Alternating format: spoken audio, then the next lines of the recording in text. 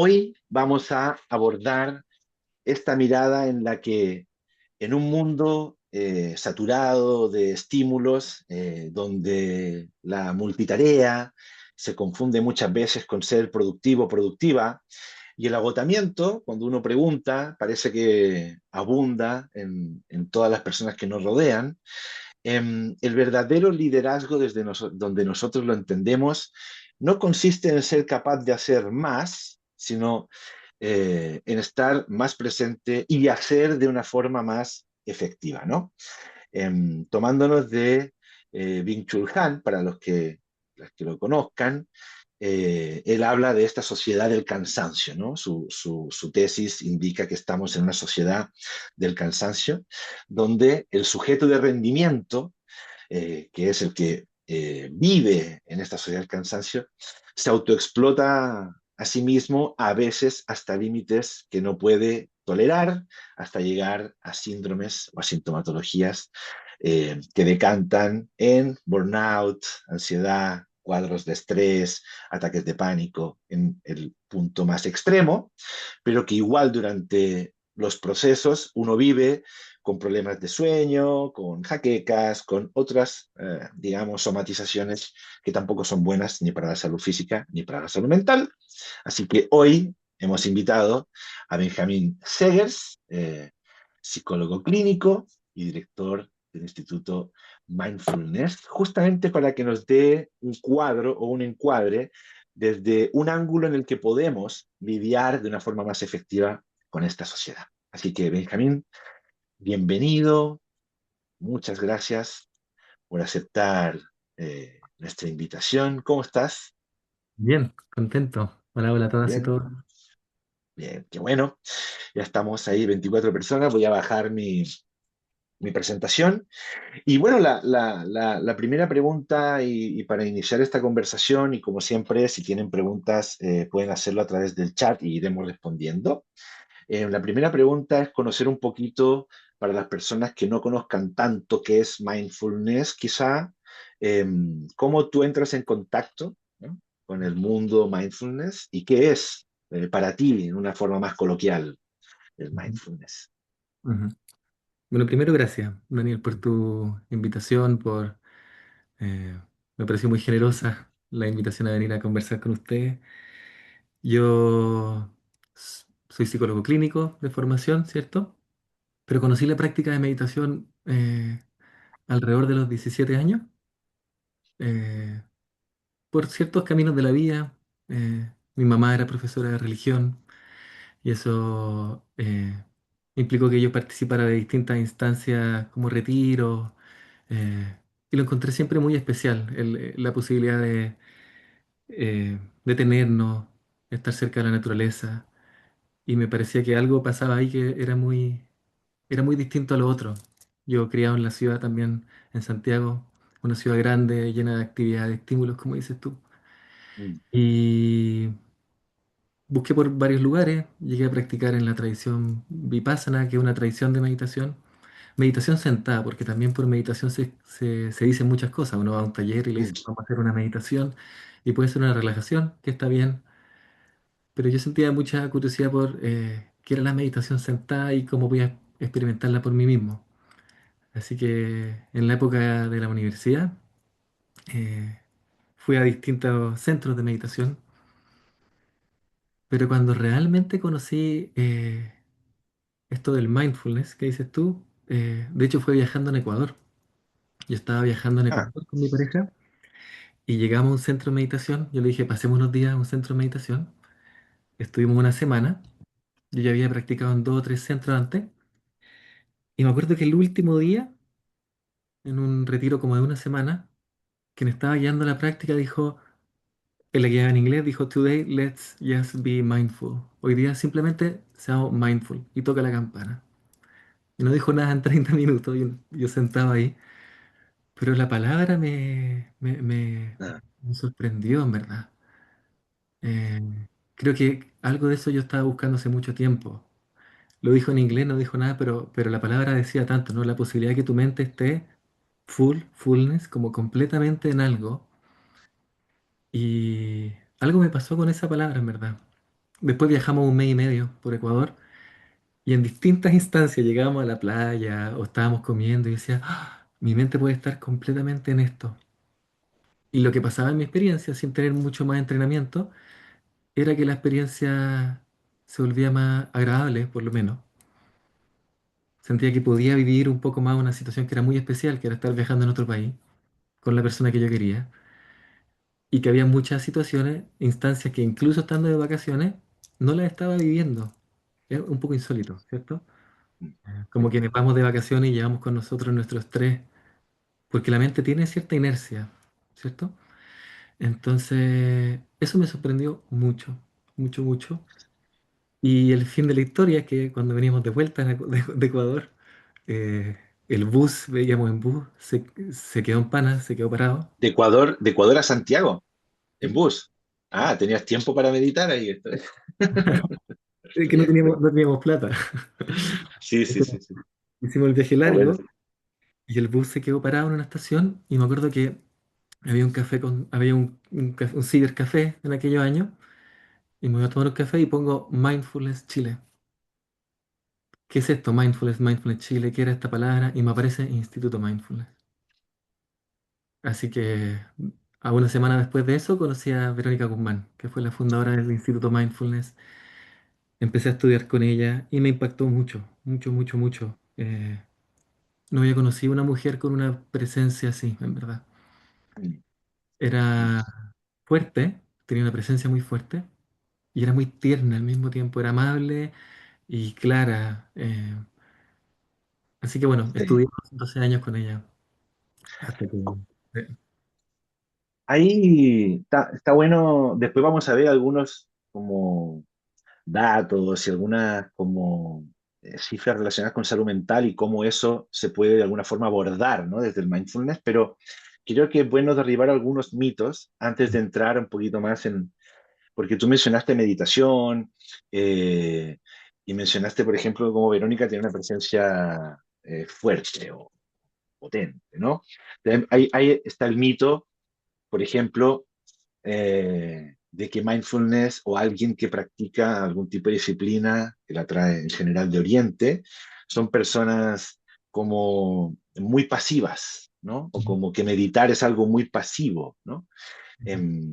Y en realidad los que hemos tenido experiencias, yo tengo un recorrido similar, alguien por ahí en el chat va a decir, no, si él también, bueno, tengo un recorrido similar, de hecho yo hice una de Sao Paulo, Santiago en bus, por eso te pregunté, porque también es otra época. Em, entonces, ¿qué puedes decir de eso, no? Como de ese mito yo lo pongo yo, que es como que ser meditativo o tener una actitud meditativa, es ser muy pasivo, eso es un mito, ¿no? Pero hay muchos otros mitos, ¿no? ¿Cuáles son los que tú crees importantes hacer distinción para que las personas digan, ah, se refiere a esto, no a esto, se refiere a esto, no a esto? Ujú. Primero, yo pienso que es una buena cosa que mindfulness se haya popularizado. Eh, Partamos por decir que estamos ocupando una palabra en inglés.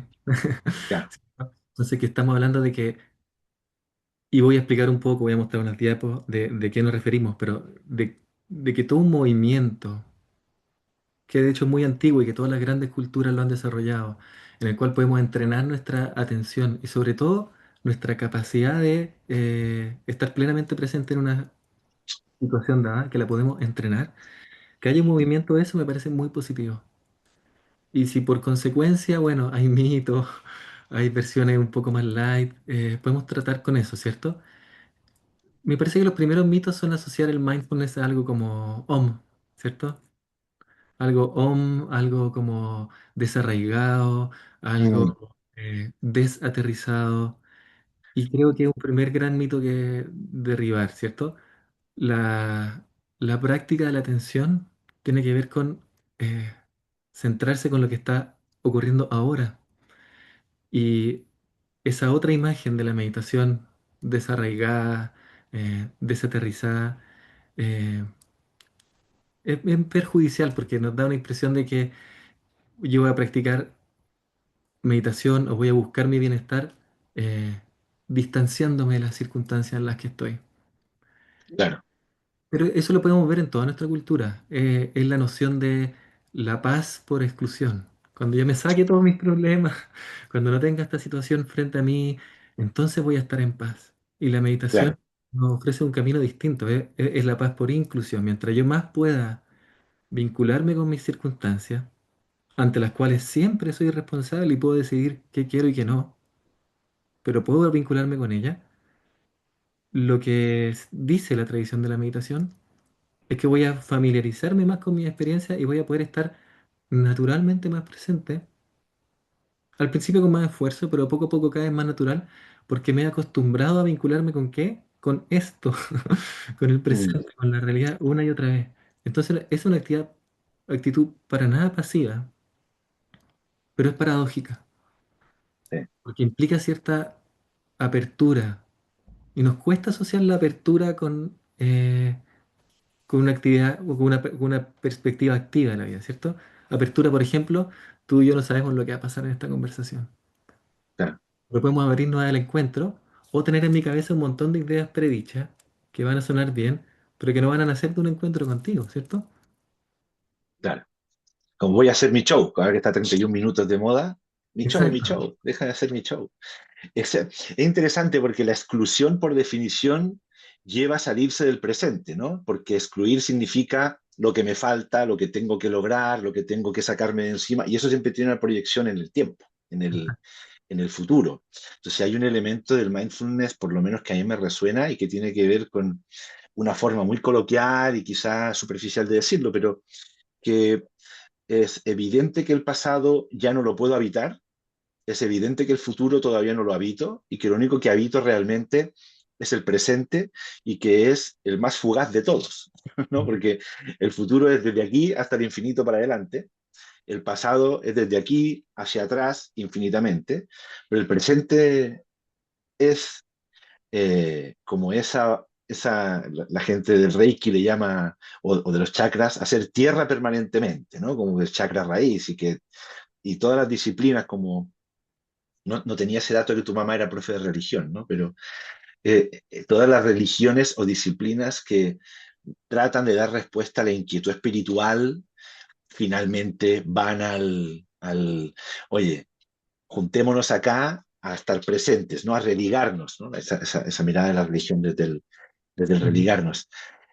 Y también hay una mirada en que estamos cada vez más desligados de esa espiritualidad o de ujú, ese, no sé si encuentro con Dios se entiende, pero ujú, eh, esa presencia total, ¿no?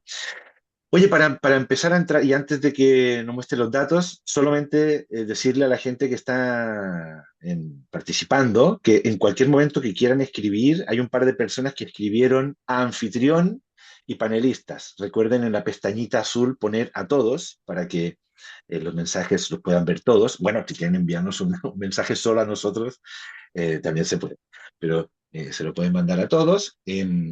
Sean activos si es que tienen alguna pregunta durante el proceso y ujú.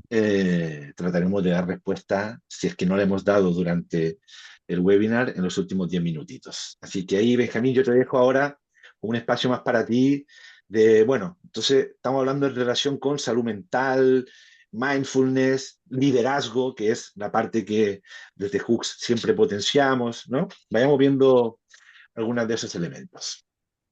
Bien, entonces yo tengo unas pocas láminas para contextualizar esto, que me parece importante para mí que podamos hablar un mismo lenguaje. Entonces, bueno, tu invitación era hablar sobre liderazgo y presencia, ¿cierto? Y quisiera partir de algo más general, o sea, de lo general a lo particular.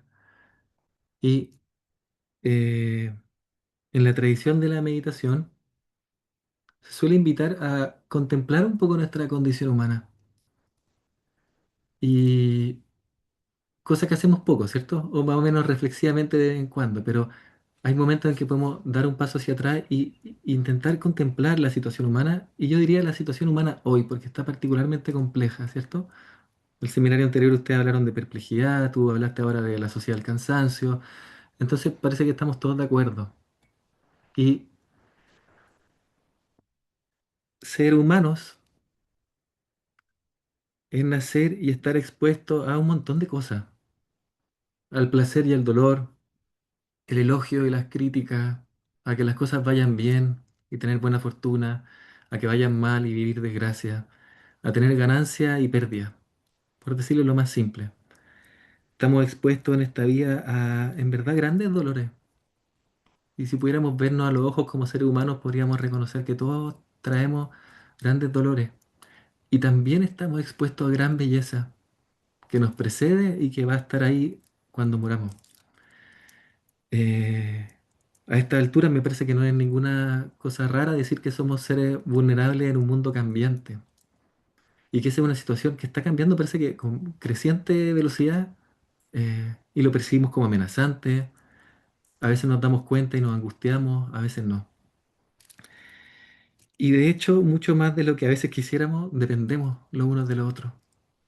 Y esto que es cierto para las sociedades, para las culturas, es cierto para las organizaciones también. Desde una familia hasta una gran empresa, dependemos de los otros. Y podemos hacer cosas muy distintas con esto. Podemos efectivamente apoyarnos o podemos imponernos uno sobre otro. El asunto es que muchas veces no sabemos qué hacer con esto. Con esta vida abierta, incierta, cambiante, en que vivimos todo tipo de experiencias. Y que de hecho todos viven todo tipo de experiencias. Cuando más estamos centrados en yo y mi propia versión de las cosas, perdemos de vista lo que el otro está viviendo, hoy día mismo. Y podríamos de preguntarnos qué hemos hecho con todo eso. Si vemos hoy día nuestro mundo, podemos rápidamente percatarnos que tenemos una relación catastrófica con la naturaleza. Hay una crisis ecológica, más allá de las definiciones que cada uno tenga, evidente, ¿cierto? O sea, que empecemos a Sí. que se extingan las especies, es como que se empiecen a morir nuestros familiares y no nos importe, ¿cierto? Una relación catastrófica unos con otros, estamos en crisis sociales, políticas muy grandes, los discursos cada vez más polarizados, cada vez más difícil conversar un domingo en la mesa, al menos que seamos todos de la misma idea. Entonces, un tejido social muy afectado, muy afectado. Y una relación catastrófica con nosotros, en el sentido de ¿quiénes somos? ¿Cuántos de nosotros podemos dar una respuesta a eso? ¿De quiénes somos? ¿De quiénes somos y qué es lo que más me hace sentido hoy de cómo quiero vivir esta vida? Mira, Muy Petra, poco la oportunidad de hacernos esa pregunta, de hecho. sí, hay algo ahí, disculpa que te interrumpa, que hay algún momento un profe al que valoro y admiro y me hizo ver muchas cosas, me dijo, la respuesta de quién soy, por ejemplo, o quién me habita, o uno puede preguntarse de muchas maneras, tú puedes tener una respuesta hoy. Ujú, Entonces la pregunta tiene que ver con quién eres hoy, ¿no? ¿Quién soy hoy? Y una vez la respondo, que también ahí hay un mito de que la meditación de alguna manera es para llegar a un estado, ¿no? Y cuando yo lo alcanzo, me pasé el juego y listo. Em, esa respuesta de quién soy yo hoy me la puedo hacer eternamente, ¿no? Pensando en personas que, no sé, yo ya tengo 60 años, si no sé quién soy, ya es que no tiene que ver con dar la respuesta definitiva, ¿no? Más bien tiene que ver con quién soy yo hoy, con las circunstancias, como tú decías, que tengo hoy, ¿no? Y creo que esa es una de las raíces de esa crisis de la conciencia humana. Es como mm, dar continuamente la respuesta de quién soy yo hoy, ¿no? Derecha, izquierda, de la U, del Colo-Colo, uno puede llegar a peleas, ¿no? En la adolescencia o mucho más explosivas, pero desde una mayor conciencia es obvio que nadie golpearía a otro porque es de otro equipo de fútbol. O sea, con conciencia eso es impensable, ¿no? Pero con falta de esa conciencia uno puede llegar a decir, ¿no? Tú eres mi enemigo, por ejemplo, ¿no? Y ahí es donde yo mm, veo la catástrofe en la relación con los otros. Entonces, de alguna manera, agarrando esta frase que para muchos nos genera anticuerpos de que Chile se cae a pedazos, ¿no? Que se ha dicho mucho desde muchas veredas políticas, yo creo que efectivamente la relación con muchos de los elementos que estamos viviendo se cayó a pedazos o se está cayendo a pedazos. La forma de relacionarnos. Entonces, Después los países, las culturas, las sociedades, las regiones, algunas sobreviven mejor, peor, puede haber índices macroeconómicos, industriales, lo que sea, ¿no? Pero sí que me parece muy sanador poder ver que lo que no está bien constituido es la relación con la naturaleza, como tú dices, ¿no? Con la naturaleza, con las otras personas, con nosotros mismos hacia el interior y lo que significa el presente. Eso sí está resquebrajado. Perdón. Ujú. No, bienvenido. Eh, Voy a decir algunas cosas respecto a eso también, pero la respuesta a esa pregunta de quién soy, obviamente está en un solo lugar, y es este momento de tu vida, que además está cambiando, entonces obviamente en 10 años más la vas a encontrar en otro lugar, y va a ser ese momento de tu vida. ¿Y cuál es la capacidad que hemos construido a lo largo de los años de vincularnos con ese momento, que es este, o no? Entonces déjame eh, poner algunos elementos más sobre la mesa. ¿Qué hemos hecho con todo esto, cierto? Crisis social, espiritual, ecológica. Y acá algunos indicadores, pueden mirarlo, no los voy a nombrar todos, eh, de los últimos años de la salud mental en Chile, ¿cierto? La mayoría son Ujú. 2022, 24, pero los de hoy día son en la misma dirección y peores. Y más o menos extrapolable a muchos países, aun cuando hay que reconocer que en Chile esto está muy grave, ¿cierto? Entonces, adicciones, suicidio, depresión, eh, 23% de población con sintomatología depresiva es muy alto. Eh, 45% evalúa su estado de ánimo peor o mucho peor que antes de la pandemia. Entonces, eh, 67% de los diagnósticos de enfermedades profesionales están relacionados con salud mental. O sea, si cualquier empresa se permite dejar entrar esto, se da cuenta que la mayoría de las licencias son de salud mental y lo saben porque cuando las tienen que tramitar, ¿cierto? Esto es para ponerlo en el centro de la conversación, en mi humilde opinión. Sí. Y podríamos decir que, bueno, es un hecho que nuestra salud mental se ha empobrecido y que nuestra capacidad de estar con lo que nos pasa también se ha empobrecido. Obviamente la salud mental tiene muchas variables, hay variables sociales, económicas, muy grandes, ¿cierto? Pero en el área chica de nuestra experiencia, el resultado es que nos cuesta mucho estar con lo que nos pasa, tenemos una sociedad cada vez más disociada, quiere decir que hacemos las cosas más o menos en automático, y eso tiene impacto en nuestra atención, en nuestro bienestar y obviamente en la capacidad que tenemos de ejecutar acciones y llevar adelante proyectos, ¿vale? ¿Qué rol tiene mindfulness en todo esto? ¿O de qué estamos hablando cuando hablamos de mindfulness? A mí me gusta pensar que mindfulness es dos cosas. Primero, como decía, mindfulness, una palabra en inglés, es una capacidad natural de los seres humanos, innata, previa a cualquier tradición y enseñanza, que es la capacidad que todos tenemos, hemos tenido y vamos a tener de que nuestra mente se posicione plenamente en el presente. A veces eso suena demasiado grandilocuente, pero todos hemos tenido esa experiencia. Interesantemente la hemos tenido en experiencias cumbre, grandiosas, maravillosas. Yo recuerdo experiencias, no sé, de ver el atardecer o estar caminando cerca de un río. Y también la hemos tenido en experiencias realmente difíciles. A mí me ha tocado enfrentar algunas situaciones de salud muy graves en mi familia. Y recuerdo la sensación de estar plenamente ahí. Y también en situaciones muy ordinarias, limpiando la loza, preparando el desayuno. Entonces tenemos atisbos de que eso existe. Nadie tiene que contarnos. Quizás no lo pueden recordar. Y esta es una capacidad innata que, esto para mí es muy importante, que todos los seres humanos, cada persona que tú conoces, la tiene. Entonces, algo innato, ¿vale? Tu capacidad de estar plenamente presente es algo innato. Y al mismo tiempo, o agregado a eso, mindfulness es una práctica. Y esto yo creo que es muy importante, sobre todo para derribar ciertos mitos. Cuando decimos que es una práctica, estamos diciendo que es un entrenamiento. Tú tienes una capacidad natural y puede fortalecerse o no. Y lo que hemos visto es que en los últimos años, la atención la capacidad atencional ha disminuido muchísimo. Yo fui diagnosticado de déficit atencional por muchos años y tomé medicamento y todo. Y bienvenido a quien lo necesite, y a mí me sirvieron mucho tiempo. Pero una de las cosas que me enseñó la práctica de meditación es que yo puedo entrenar mi atención. mm, Que de nuevo algo tan simple que uno dice, ah, ya, qué interesante, y se olvida de eso. Pero si puedo hacer una apuesta, que cualquiera de nosotros que entrene su atención, luego de un año se va a sentir mejor. Luego de un año va a sentir que está más implicado en lo importante y lo sencillo, ¿cierto?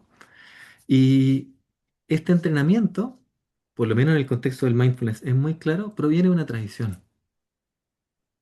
¿Cierto? Entonces viene del budismo y de toda la tradición que el budismo puso como tradición, como énfasis en entrenar nuestra mente, en entenderla, en mirarla, que eso es bien fascinante, podemos mirar directamente nuestra propia experiencia, pero también toda tradición de sabiduría, toda cultura se da cuenta que esto es muy importante. ¿Cómo te entrena? Podríamos decir que el arte de crear seres humanos pasa por la capacidad que tenemos de ayudarlos a que estén plenamente en su vida, ¿cierto? Este es uno de los ideogramas chinos que hemos traducido por mindfulness. Entonces, mm. quizá algunos en el chat que escucháis que se fueron conectando, que los conozco, ya lo han visto, pero de todos modos les invitaría a que escriban en el chat cuando ven esta imagen que ven. Los ideogramas chinos tienen esta cualidad que, a diferencia de nuestros caracteres, ¿cierto? Nuestro lenguaje representan lo que significan, ¿cierto? Entonces la palabra árbol no parece árbol. Entonces, si pueden poner en el chat qué están viendo en esta imagen. ¿Qué objeto ven? Si quieres, yo voy leyendo lo que van mencionando. Imagen. Sofía menciona, parece una casa. Maca Molina dice, una casa, Ujú. por ahora. Una persona mirando el futuro bajo la Ujú. cubierta de una casa. Gastón lo mandó solo a anfitrión y panelistas por si acaso. Por eso yo lo veo y quizá los demás no. Claudia dice, veo a alguien bailando sus zapatos y movimientos. ¿Ya? Ahí entra Freud y la psicodinámica también para algunos. ¿Ah? Magdalena, espacio protegido. Maca, un techo. Octavio, hogar y energía. Natalia dice, una casa con una persona abrazando a un otro adentro, una montaña con un río fluyendo. Wow. Natalia dice, una madre quizás. Sí, yo veía una montaña, un río y una fogata o algo así como abajo. Oye, este grupo se ganó el premio del más creativo, parece, porque Sí, habitualmente el 90% de las personas ven primero una casa y luego una montaña con río, ¿cierto? ya. Mm. Este ideograma que se traduce como ahora o plenamente presente, ¿vale? Está compuesto de hecho de dos ideogramas. El techo de la cabaña o la cima de la montaña significa ser humano. A propósito de lo que hablábamos antes, ser humano son dos trazos hacia abajo, aquel que está acá en la tierra. Ser humano es aquel que está acá en la tierra, una cualidad súper encarnada, también se traduce como cuerpo. Cuerpo, acá. Tú estás siempre ¿dónde? Donde está tu cuerpo. Y el segundo trazo, el río o el baile de la persona, es chita. Chita quiere decir mente-corazón. En la tradición de la meditación ocupamos una sola palabra para mente y para corazón, que ya es algo interesante porque nosotros tendemos a decir es que la mente y apuntamos acá a la cabeza, ¿cierto? Y hoy día la neurociencia está cada vez más claro de que este gran fenómeno que es la mente, o incluso el cerebro, el sistema nervioso, es una complejidad de neuronas que atraviesan todo tu cuerpo, en la cual el corazón tiene mucha, eh, tu intestino también tiene mucha, mente-corazón, ¿vale? Mindfulness es la cualidad de la experiencia en la cual cuerpo y mente-corazón están sincronizados en el presente. Es la cualidad en que tu cuerpo está acá y tu mente está acá y vivimos nuestra vida con la experiencia contraria. Mi cuerpo está acá, estoy preparándome para una reunión importante. ¿Y dónde está mi mente? Podríamos decir muchas cosas, ¿cierto? En la próxima reunión, en lo que debería decir, chuta, cuántas cosas tengo que ir a comprar después, cuándo se viene el pago del crédito, este jefe lo odio, o este equipo es insoportable. Y nuestras experiencias entonces son de bastante ausencia y nuestros encuentros son en automático. Y podemos tener la experiencia y podemos entrenarnos con mayor dedicación, y voy a decir de qué formas, en que mi cuerpo está acá, mi mente está acá. El impacto es bastante evidente, ¿cierto? También podríamos decir prestar atención de todo corazón. Me gusta a mí pensarlo así. ¿Qué Sí. pasa en los equipos cuando alguien está ahí prestando atención de todo corazón? ¿Y qué pasa si esa es la persona que está liderando, de hecho? Tiene una cualidad magnética, tiene una cualidad de, "Ah, en esta reunión algo va a pasar, algo vamos a hacer, este proyecto lo podemos echar adelante juntos, ¿cierto?" Algunas palabras que hemos traducido por mindfulness, que vienen de la tradición budista. Una de las principales que hemos traducido por mindfulness es sati, que viene del Pali. Sati literalmente quiere decir recordar. Entonces, eh, una primera tarea para la casa es cuando estoy en una situación, simplemente recordar, acá está mi cuerpo, ¿dónde está mi mente? Sgom del tibetano, que también se traduce mucho como meditación, quiere decir familiarizarse. Esto es muy lindo, yo encuentro que es muy lindo, que en el camino de traer mi atención acá al presente, de volver a casa, se dice de hecho, como varios vieron en una cabaña, volver a casa, eso me ofrece la oportunidad de familiarizarme con mi experiencia. Muchos de nosotros nos angustiamos ante muchas situaciones porque la situación no la conocemos. O, bueno, nunca la podemos conocer del todo, pero no nos hemos familiarizado con ella. Yo puedo poco a poco familiarizarme ante mi contexto, mi situación, y si hilamos un poco más fino, puedo familiarizarme ante mi propia mente, de hecho. Reconocer qué cosas me pasan, reconocer ciertos pensamientos, ciertas sensaciones y emociones. Cuando no las reconozco, son desconocidas y me pegan una cachetada en la cara, me sorprenden y me asustan. Y la tercera, bábana, tiene que ver con cultivar. Y esto la neurociencia también lo ha estudiado mucho. Se dice que en la mente tú puedes cultivar cualquier cosa. Se dice en la tradición de la meditación que en tu mente están las semillas de todo, de precisión, de cierta apertura, del odio, del resentimiento. La neurociencia dice, hoy tú te estás entrenando en lo que sea que estás haciendo. Es bien interesante. Entonces, si yo estoy habitando una y otra vez la queja, me estoy volviendo mejor en quejarme. Y si estoy poco a Mm. poco, humildemente, entrenando la escucha, me estoy volviendo mejor. Entonces, ¿cómo puedo traer mi mente, recordar hacerlo, familiarizarme con este ambiente y con lo que pasa dentro de mí, cultivando ciertas cualidades que me interesan? Y potencialmente la capacidad que tenemos es exponencial, es decir, meterse en la queja y ser un experto en la queja es exponencial, es una habilidad que puede llegar, ¿no? A ser exponencial. El arte de amargarse la vida, ahí tenemos ¿Cierto? a... Es una obra de arte en sí misma ese tratado, digamos. El Es arte de amargarse la verdad, vida. ¿verdad? Es una receta para cómo ser amargado, irónicamente, obviamente, pero efectivamente uno ve y le va cayendo la, la testa en cada página, ¿no? De qué terrible y qué gran virtud al mismo tiempo. Que si yo me voy por el lado, no sé, de la queja, pero puede ser cualquier otro, ¿no? La amargura, la odiosidad, ¿no? O para el lado más positivo, ¿no? La mirada apreciativa, la mirada optimista, etcétera. Potencialmente es exponencial la capacidad, ¿no? Ujú, Es muy bueno y muy malo, dependiendo que para ujú. donde uno lo lleve, ¿no? Y al mismo tiempo, creo que es muy importante llevarlo a cosas como súper simples, ¿cierto? Tú te estás entrenando en tu mente en lo que sea que estás haciendo. Y por lo pronto lo más simple es día a día. Yo me puedo proponer. Hay ciertos estudios, lo han hecho con psicólogos y también lo han hecho con gente de otras profesiones. Creo que te lo contaba a ti, Daniel, como que le ofrecían aprender una nueva técnica muy sofisticada o poder tener un 10% más de atención.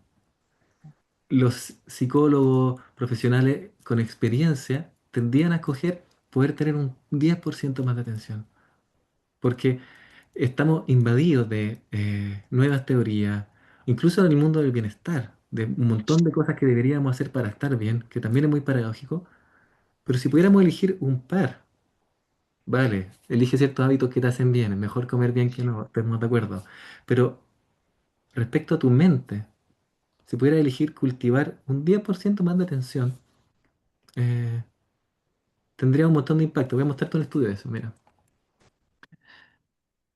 Bueno, este es Thich Nhat Hanh, un maestro de meditación que es muy inspirador para mí.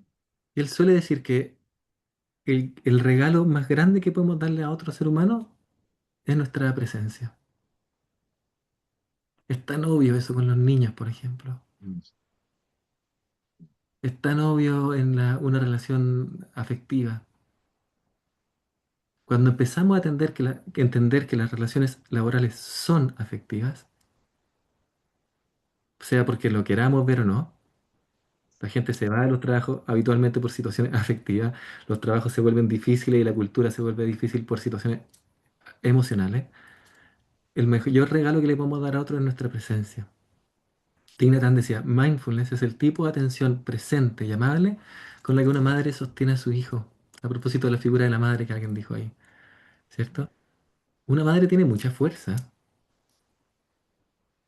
Anda a meterte con una madre que tiene a su hijo en brazos, ¿cierto? Está completamente dedicada a eso. Entonces esta imagen que puede sonar un poco extrema, a mí me gusta porque hay varias cosas ahí. Hay fuerza, hay atención, pero hay cariño también. Hay cariño.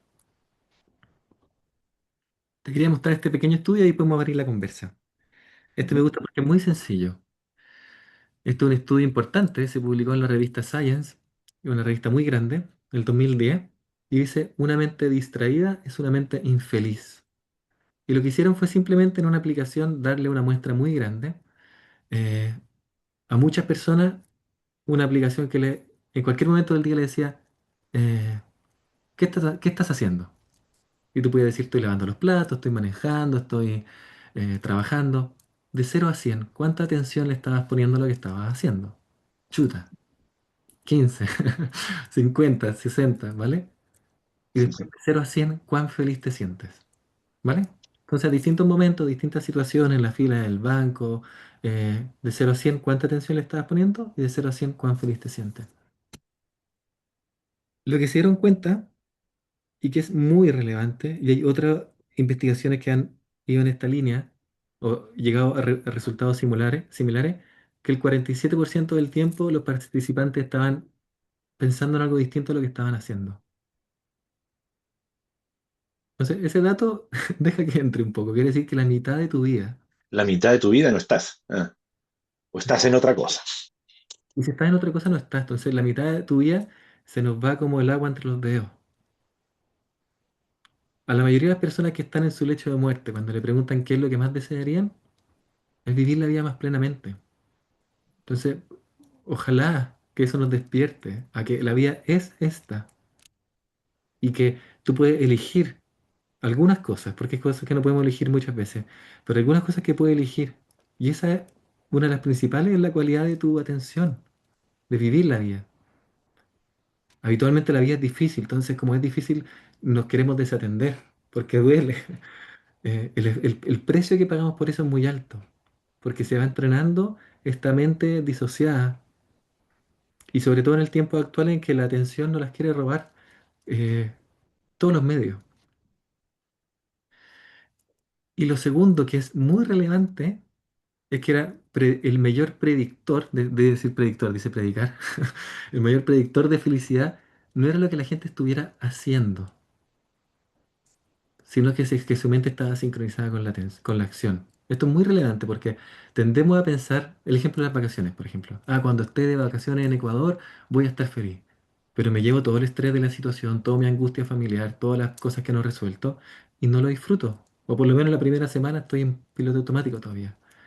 Eh, en cambio, lo que se han tendido a dar cuenta en estos estudios, que cuando la gente le pone atención a un objeto desafiante, aun cuando es desafiante, hay una sensación de cierta plenitud. Obviamente cuando el objeto es positivo, agradable, en mi caso no sé, pues cuando estoy jugando con mi hijo, por ejemplo, cuando estoy presente con él, o sea, me llena el corazón, Mm, ¿cierto? mm, Entonces, si eso lo podríamos llevar a distintas áreas de nuestra vida y darnos cuenta que uno de los principales obstáculos de nuestra atención es interno, es la resistencia que le ponemos a la acción, porque se viene un día difícil, porque se viene una situación difícil, y esa resistencia es interna. Entonces, es una buena noticia, quiere decir que con eso puedo trabajar. mm. Voy a dejar hasta ahí para que conversemos un rato.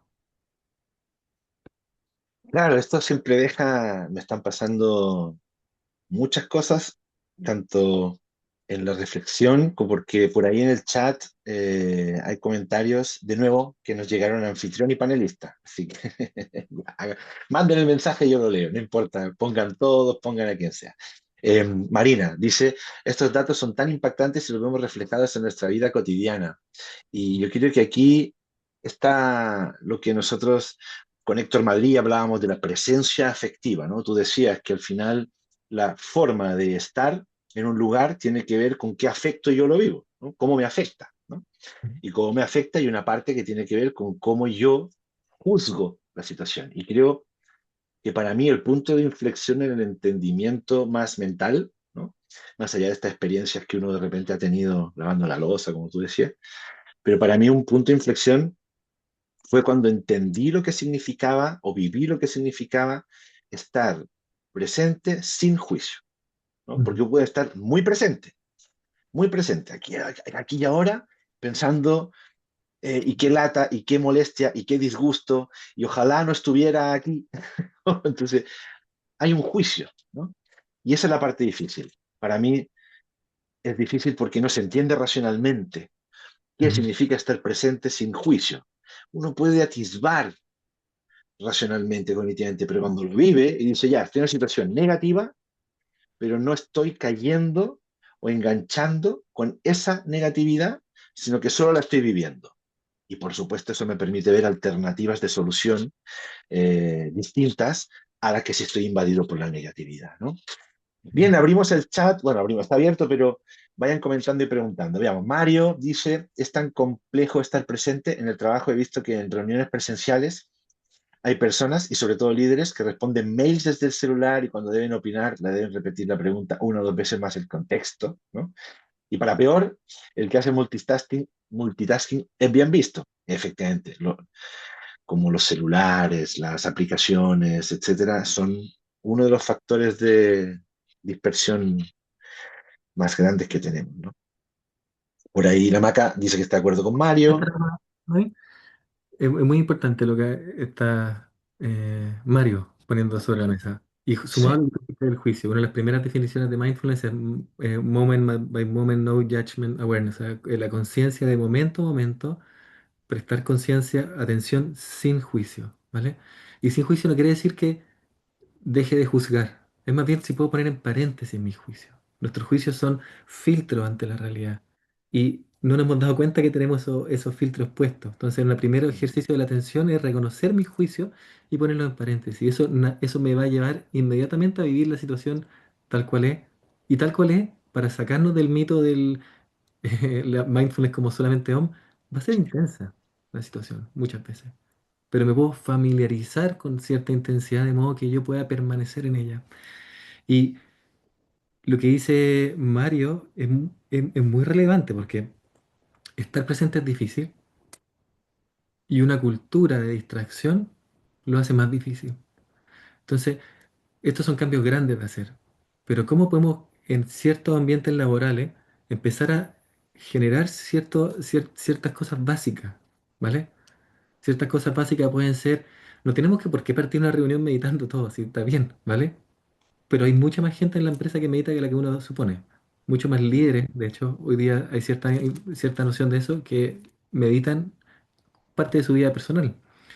Pero si hacemos ciertas cosas básicas, el impacto que tiene en la cultura es muy, muy grande.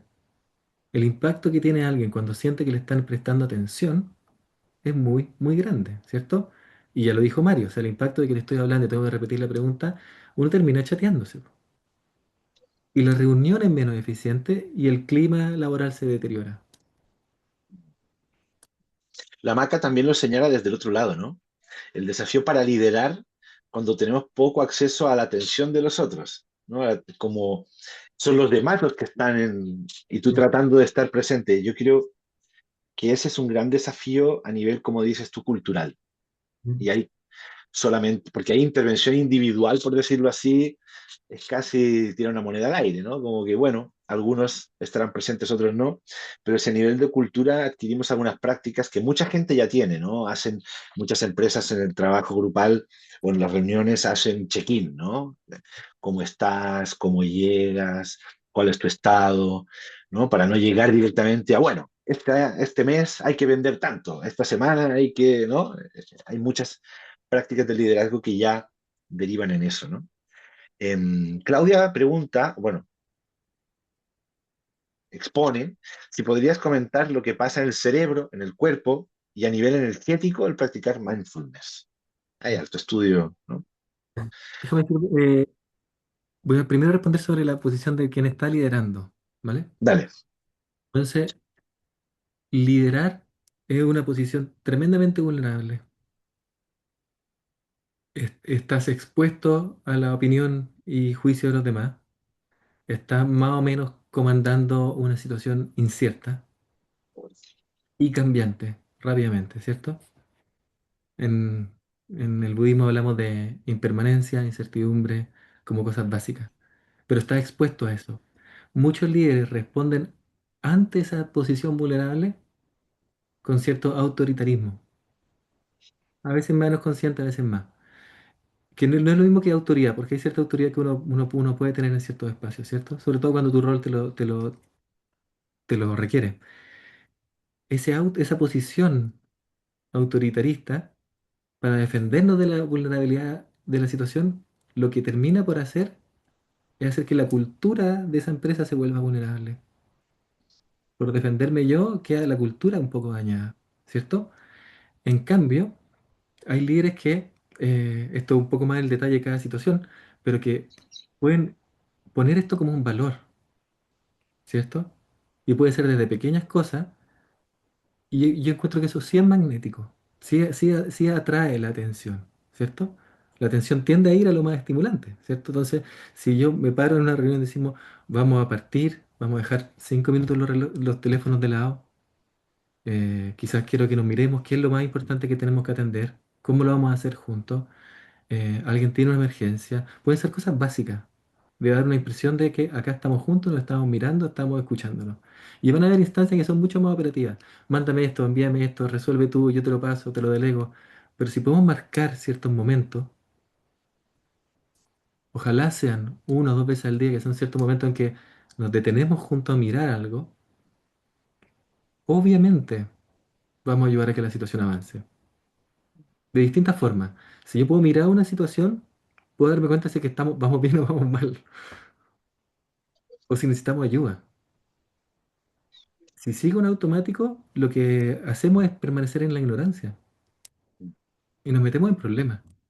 Entonces, es importante que como líderes de equipo sepamos poner ese acento con mucha fuerza de partamos por lo que está presente, partamos por este momento, qué tenemos frente a los ojos, eh, y hay espacios en los que es posible decir, a ver, hagamos un minuto de silencio. A veces no, depende mucho de la cultura, pero yo lo he visto, se Sí, pueden llegar a generar espacios así. sí, ¿Cómo viene cada uno? Detengámonos un poco.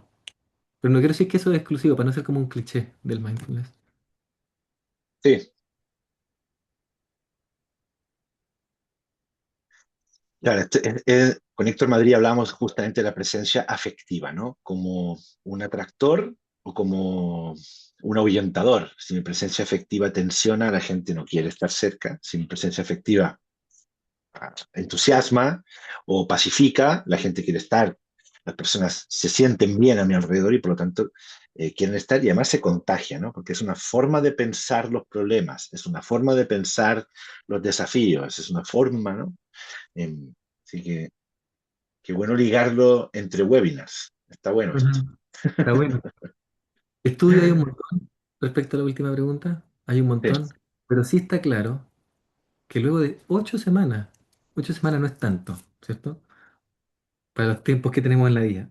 Luego de 8 semanas, la atención se fortalece a nivel estructural en tu cerebro. Eso en mi época de psicología era impensado, que pudieran haber cambios estructurales en tu cerebro luego de periodos tan breves.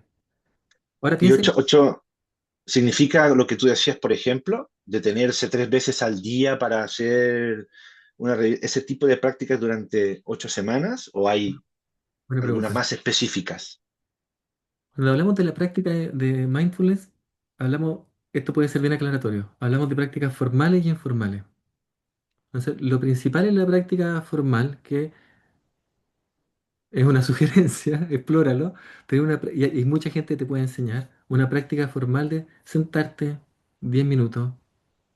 Yo lo intento hacer en mi rutina, pero también antes de entrar a una reunión, al terminar las reuniones, y traer tu atención al presente. Hay varios detalles de la instrucción, pero en lo simple, puedes sentarte en una plaza 10 minutos y no estar escuchando un podcast, no estar viendo Instagram 10 minutos. Los abuelos lo hacían. Se sentaban a estar. Ese pequeño acto de sentarme a estar me permite habitar un poco más eso que somos, si somos esto que estamos siendo, ¿cierto? Entonces, eso trae un montón de beneficios. Cognitivos, como te decía, en tu atención, eh, baja la ansiedad y la depresión. Hay estudios que han ligado 8 semanas de práctica de mindfulness un poco más estructurada con los mismos resultados que tomar antidepresivos. Bienvenidos quienes estén tomando antidepresivos porque se lo prescribió su médico. Lo que quiero decir es la relevancia del estudio. Con los mismos niveles de impacto sin efectos secundarios. Entonces aparece una mayor capacidad de lidiar con el estrés, le tenemos menos miedo al estrés. Una de las cosas que más ayuda con el estrés es reconocerlo cuando está pasando y hacer algo. Por ejemplo, si tú pudieras evaluar ahora, Daniel, de 1 a 10, ¿cuán estresado te sientes ahora? 4. No. Entonces, si tú hicieras ese ejercicio varias veces al día y cada vez que llegara a 5 o 6, hicieras algo por ti o por el estrés que estás sintiendo, el efecto naturalmente sería que no llegaría a 8 o 9 cuando es muy difícil lidiar con 8 o 9. Tienes que tener mucha práctica. Pero todos nosotros podemos hacer algo con 4, 5, 6. 6 ya quizás requiere un poco más de práctica. Lo que quiere decir que tú te estás cuidando en el camino. Entonces, durante la semana, en un momento ¿en qué estoy?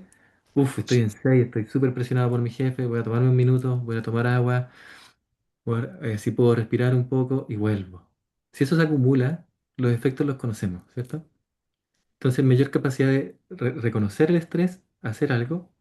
Y un tercer resultado que es súper interesante es mayor experiencia de bienestar en tu cotidianidad. Mm, Entonces, pensamos que para ser felices tienen que pasar cosas extraordinarias. Ojalá que pasen muchas para todos ustedes, pero también podemos ser felices en la vida así como es. Eso es lo que se llama el sí, bienestar que está al alcance de la mano. claro.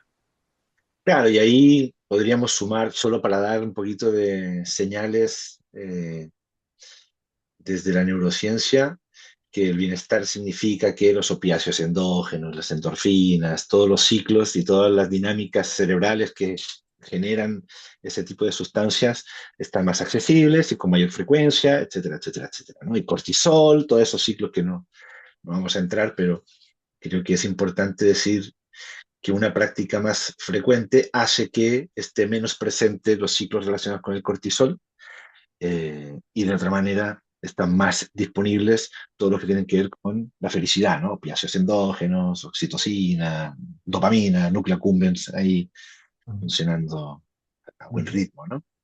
ujú. Hay varios comentarios y voy a leer porque estamos ya a 2 minutos de cerrar, entonces no hay tiempo como para ir madurando más, solamente para ir al cierre, pero Se generó una conversación en paralelo también ahí. Está bueno. Eh, voy a volver desde acá. La doble, triple presencia es algo que afecta mental, física y socialmente, incluso una causal de accidentes, efectivamente. Hay indicadores de eso, justamente, de accidentabilidad, ¿no? La presencia del líder o líder hoy compite con muchas distracciones. O necesitamos redefinir el rol del líder. Yo creo que ahí lo pregunta o lo sugiere la Maca, ¿no? Yo creo que lo que decías tú, estamos en un tipo de sociedad que más bien busca mecanismos para tenerte más enganchado al Instagram, a Netflix, al podcast. Entonces sí, yo creo que cambiar y redefinir desde esa mirada cómo lidiar con ese entorno que es mucho más demandante de atención, ¿no? Por Ujú. ahí mencionan ejercitar la presencia desde el liderazgo, propicia la conexión en la relación líder y colaborador, y dinamiza la relación. Y la Maca sugiere, bueno, ¿cuál es la forma de estar, ¿no? En esta organización? Es una buena pregunta de clima. Mauricio advierte algo, ¿no? Que creo que es bueno también ponerlo, que el mismo cuerpo lo pide, solo hay que escucharlo y bajar el ruido, ¿no? Eh, el cuerpo avisa, el cuerpo avisa, pero justamente se requiere mucha presencia para escuchar qué dice el cuerpo, ¿no? Ojalá que no avise demasiado tarde. Eh, Claro, ¿Puedo agregar dos cositas antes de terminar? Como dale, alguna dale, todo tuyo. práctica. Sí, Eh, Bien,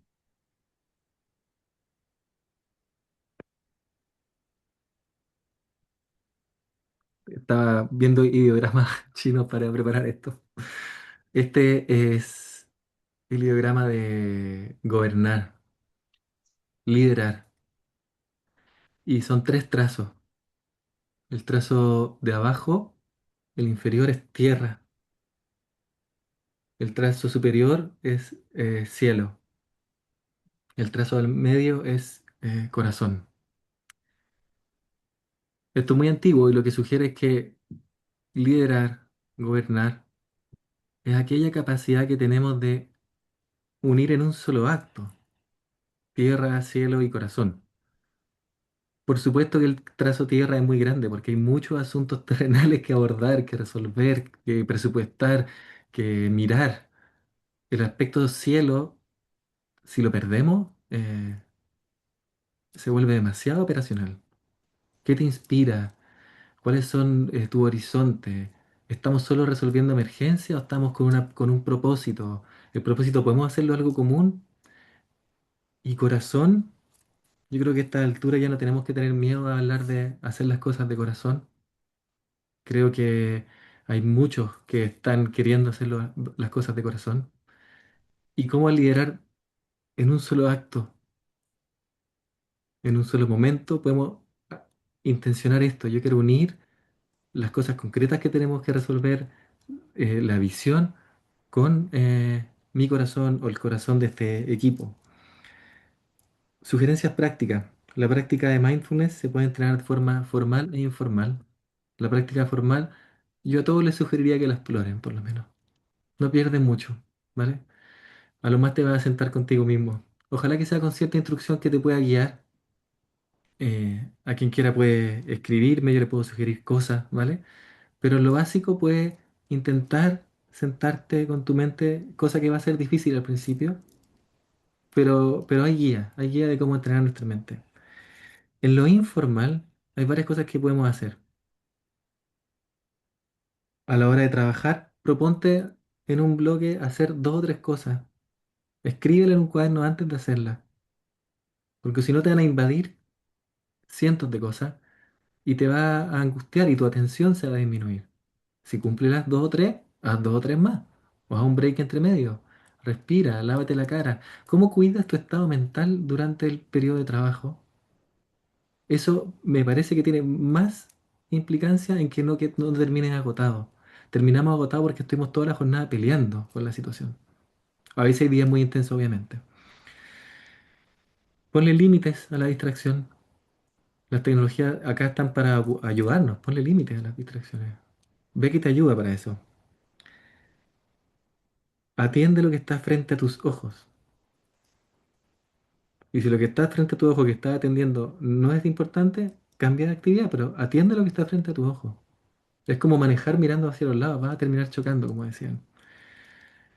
Tenemos dos orejas y una boca, así que escucha más a la gente de tu equipo. Hay líderes que no paran de hablar, la gente termina agotada, escucha más. Haz que el otro se sienta atendido por ti, se sienta escuchado. Y el impacto, pruébalo un mes. El impacto va a ser que se van a acercar. Y los líderes no solamente están en una posición vulnerable, están en una posición solitaria. Están muy solos. Entonces, mientras más puedan los demás involucrarse contigo, te vas a sentir menos solo. Una sugerencia, que es muy difícil hacerla porque es demasiado obvia, pero es respira. De verdad respira. El estrés tiende a llevarnos la respiración a acá y eso produce un montón de impacto en nuestro organismo que promueve mayor el estrés. Respira. Sí, mientras Thich Nhat Hanh decía que en la guerra de Vietnam, cuando estaban escapando de la invasión, bastaba que una persona en un barco eh, de quienes escapaban, que una persona se mantuviera centrada para que el barco no naufragara. Respira, tú puedes volver a centrarte una y otra vez. Es un derecho de nacimiento eso. Y entre una cosa y otra, prueba a volver a ti.